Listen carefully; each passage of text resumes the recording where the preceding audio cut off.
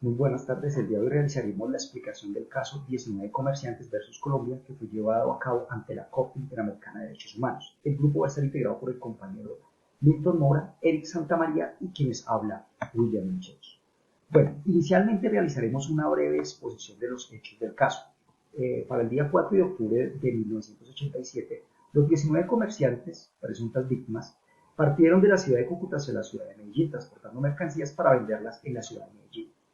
Aproximadamente el día 6 de octubre de 1987, en horas de la tarde, estas personas fueron abordadas en el sector del Magdalena Medio por un grupo de paramilitares, quienes les hurtaron los vehículos, las mercancías y posteriormente procedieron a ultimarlos y descuartizarlos, tirándolos a algunos de ellos en un río cercano a este sector.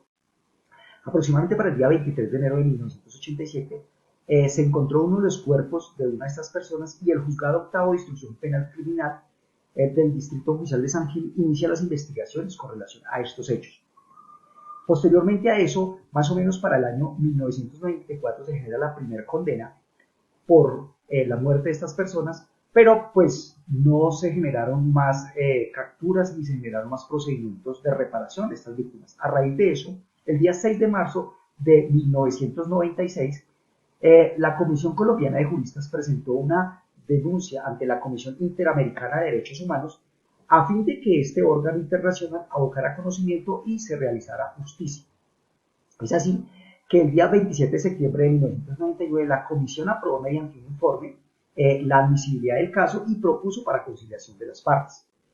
Entre el 16 de diciembre del 99 y el 21 de enero se realizaron actividades o actuaciones judiciales tendientes a generar una solución amistosa. En vista de que no se llevó a una solución amistosa, para el mes de junio del año 2000 se remitió el caso ante la Corte Interamericana de Derechos Humanos, que lo admitió y posteriormente se inició el proceso litigioso en el cual se realizaron diferentes actuaciones, tanto periciales como testimoniales, a fin de establecer la verdad de los hechos.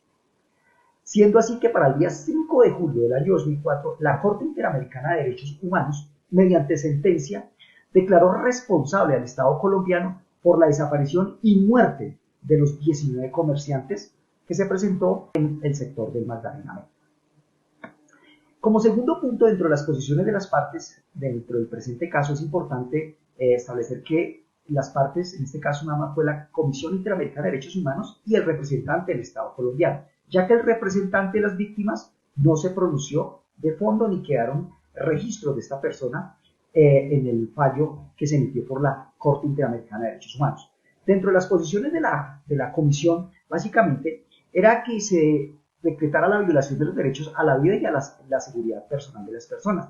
Toda vez pues, que efectivamente se logró establecer la muerte de estas 19 personas de una forma tal vez un poco salvaje, digamos así.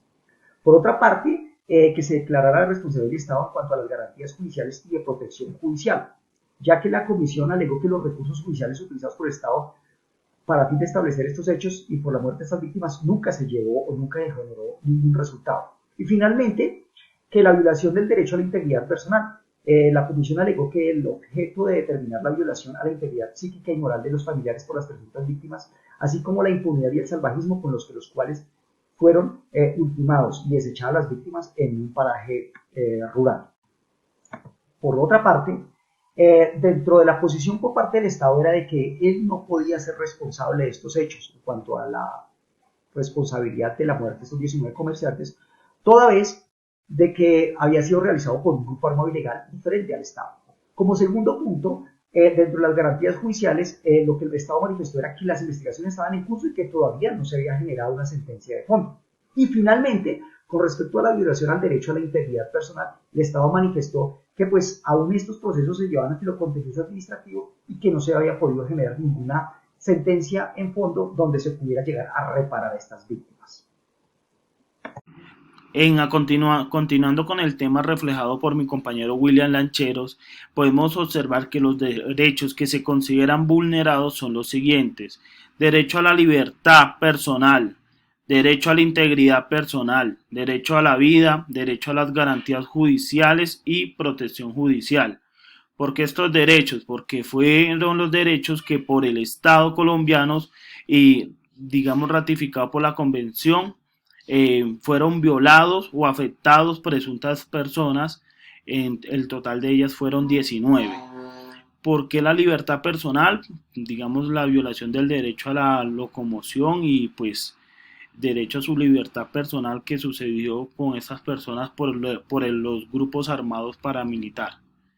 Derecho a la integridad personal, pues por el daño moral ocurrido a estas personas y aquellos perjuicios que sucedieron mediante todo este tema que ocurrió.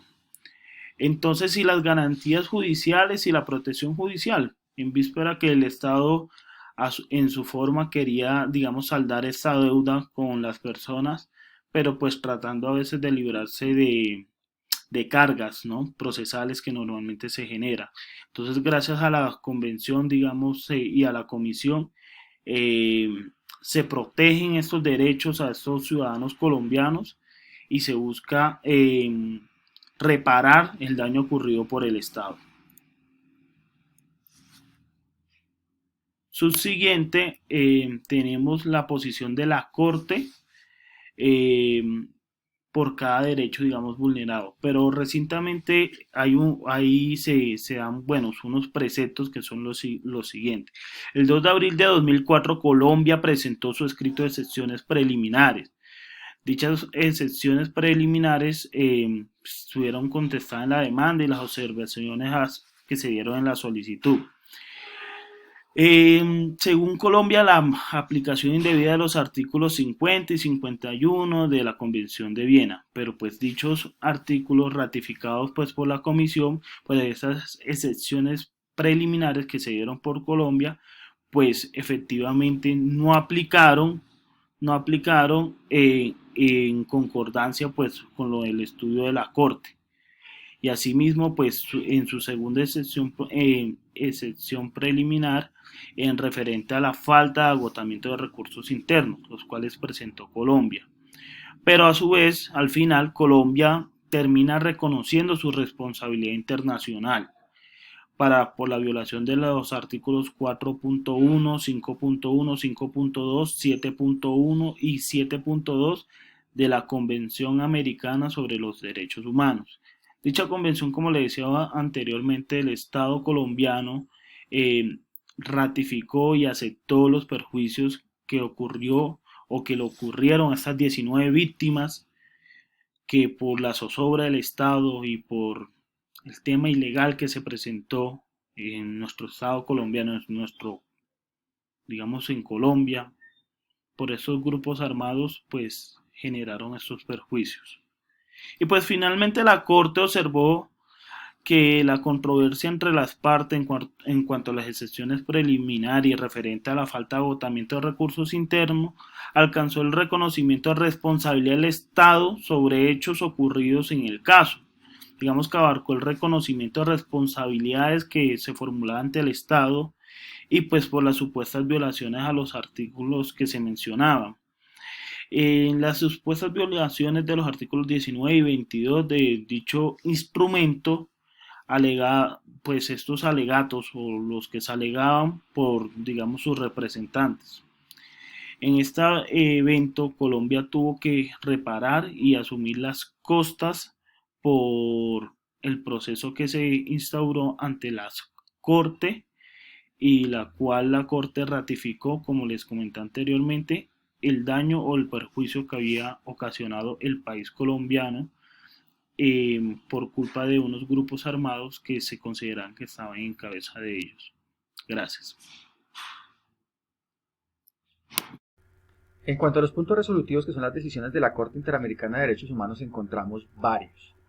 Uno de ellos, y es por unanimidad, que el Estado violó los derechos a la libertad personal, a la integridad personal y a la vida, refería a los artículos 7, 5 y 4 de la Convención Americana de los Derechos Humanos, en relación con el artículo 1.1 y la obligatoriedad que tienen los estados de respetar esta convención.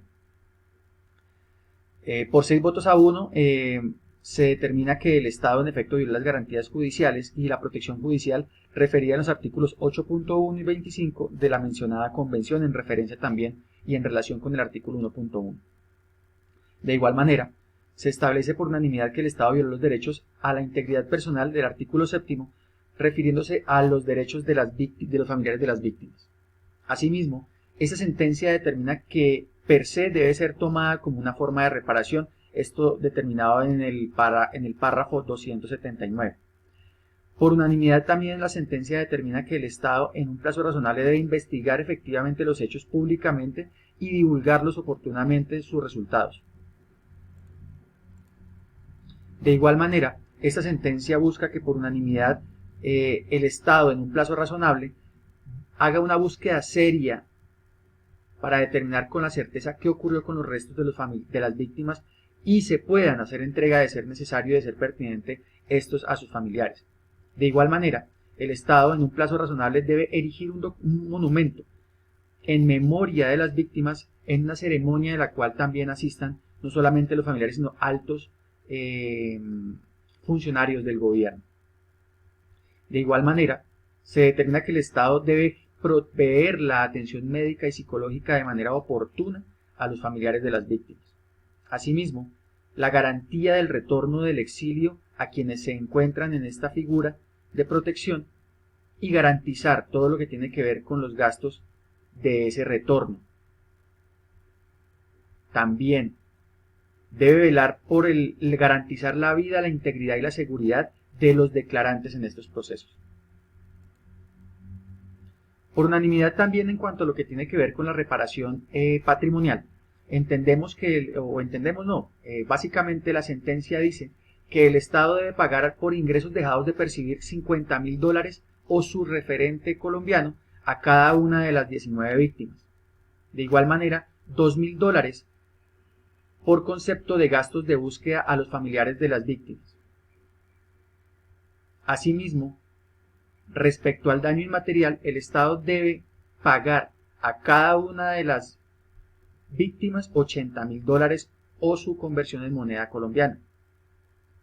Asimismo, el Estado debe pagar por daño inmaterial a cada uno de los familiares de las víctimas una suma de dinero en dólares o moneda colombiana de la siguiente manera: $80.000 para cónyuges y compañeras permanentes, $50.000 para hijos y para padres, $8.500 para hermanos. Asimismo, el Estado debe pagar las costas de gastos, así $10.000 a la Comisión Colombiana de Juristas y al Centro por la Justicia del Derecho Internacional $3.000. Por último, establece que estos pagos se deben generar sin ningún tipo de tributos ni gravámenes, que se deben realizar en el plazo de un año y que si hay mora debe aplicarse el interés bancario corriente. Asimismo, que si no hay posibilidad de que las víctimas lo reciban, debe generarse ese pago en un depósito en una entidad solvente y si llega a ser sobre menores de edad, pues debe generarse un fondo de inversión a ellos en estas mismas entidades financieras solventes. Frente a si hay votos separados encontramos uno, el de la jueza Medina Quiroga, que indica que en efecto se probaron algunos hechos violatorios de los artículos 4, 5, 7 y 8, pero no los del artículo 25, pues la relación que existe está establecida en el derecho de amparo y esta basa su intervención en un análisis formal de la interpretación en cuanto a la conexidad que encuentra entre el artículo 8 y 25 a favor del acceso a la justicia y el otro en cuanto a lo que se define como el debido proceso. Por último, quiero hacer referencia de una frase que la Comisión Colombiana de Juristas ha referido en su página web frente al seguimiento y el cumplimiento de los puntos resolutivos, y es que así como el pasado es un recuerdo presente, el futuro se forja como una esperanza presente. Y esto en cuanto a las falencias que se han presentado en cuanto a lo correspondiente a la atención médica y psicológica y a la investigación seria sobre el paradero de los restos.